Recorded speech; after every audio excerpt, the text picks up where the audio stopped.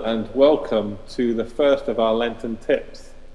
It's not quite Lent and we're just about to start Lent in a few days' time, but these tips are going to be coming to you every Monday from Chadmark Church TV about spiritual practices during Lent that we might want to engage in or explore during this very holy time where we're leading up to the remembrance and the celebration of Christ's passion and resurrection. But today we're leading into Lent, and we've got a friend from across the way from our sister church, St. Peter's, who will be telling us all about how to make ashes for Ash Wednesday. So Reverend Abby Walsh, who's curate at St. Peter's, will now tell us how to get those ashes ready for Ash Wednesday.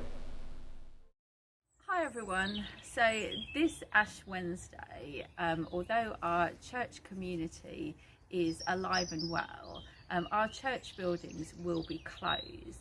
So we will be live streaming an Ash Wednesday Eucharist from church, and the invitation is to join with us from home with your own ashes for imposition of ashes. So I'm going to be showing you how to make your own ashes in the traditional way using last year's palm crosses. So you can do this with a whole bunch of palm crosses like I'm doing, or just one or two of them. And the first thing that you need to do is burn them. There's two ways of doing this. You can put them in a casserole dish with the lid on in the oven on a low temperature for about an hour, and I would just keep checking it every 15 minutes or so.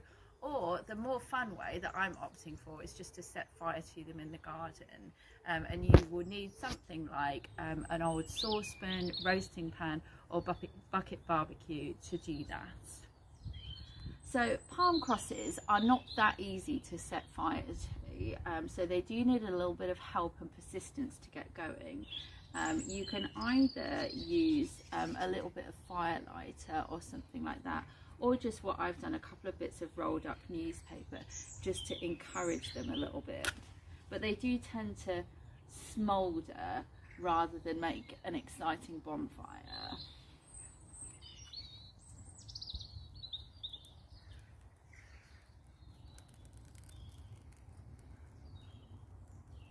So it's only taken a few minutes for it to turn quite nicely into a little pile of ash, but I'm just going to let it burn out completely and let the tin cool down a little bit before I try and do anything with it.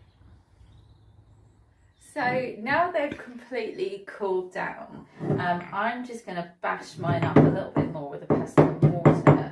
If you don't have a pestle and mortar, you can just smash them up with like any old kitchen utensil. So you can see that after bashing them up, the ashes have actually turned into a really good fine powder, which is really easy to use for imposition of ashes, as you can see. But you can also go a step further and mix them with a little bit of olive oil, which will give you a much blacker line. So there you have it. That's how easy it is to make your own ashes for Ash Wednesday from last year's palm crosses.